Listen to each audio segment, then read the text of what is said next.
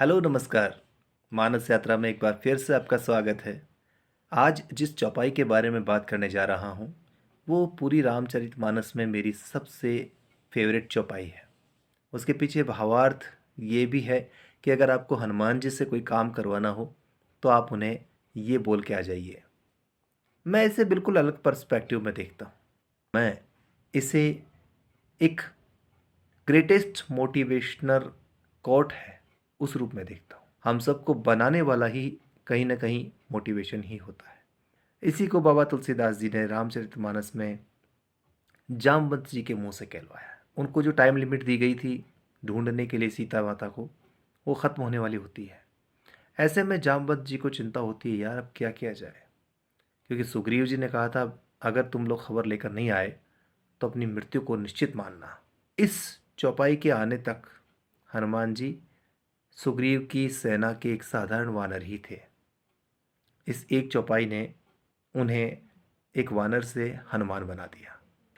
चौपाई कुछ यूं है कि जामवंत कहते हैं कि पवन तनय बल पवन समाना, बुद्धि विवेक विज्ञान निधाना, कवन सुकाज कठिन जग माही, जो नहीं होई तात तुम पाही।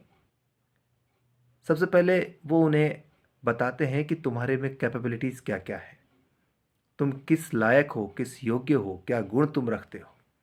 पवन तनय बल पवन समाना, तुम पवन के पुत्र हो, तुम्हारी ताकत पवन देव जितनी ही है, जो तूफान बनकर किसी अच्छे से अच्छी जंगल को सपाट कर देता है। उसके बाद बुद्धि विवेक विज्ञान निधाना, तुम में बुद्धि है और उसको इस्तेमाल करने का विवेक भी है, और विज्ञान यानी विशेष ज्ञान से तुम युक्त हो। तुम्हारे पास वो सारी कैपेबिलिटीज़ है जो एक योद्धा को परम बलशाली बनाती है, जो विश्व विजेता बनाती है। इसके बाद वो मतलब की बात पे आते हैं। फिर कहते हैं कि कवन सो काज कठिन जग माही, जो नहीं हो तात तुम पाही। अब बताओ, इतना सब कुछ तुम्हारे पास है, फिर ऐसा कौन सा काम है दुनिया में जो तुम नहीं कर सकते। तब क्या होता है, परिणाम देखिए कि राम काज लगी तव अवतारा।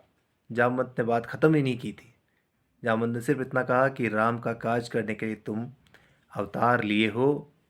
सुनत ही भयहु पर्वताकारा, और ये सुनते ही हनुमान जी पहाड़ के जैसे हो गए एकदम से।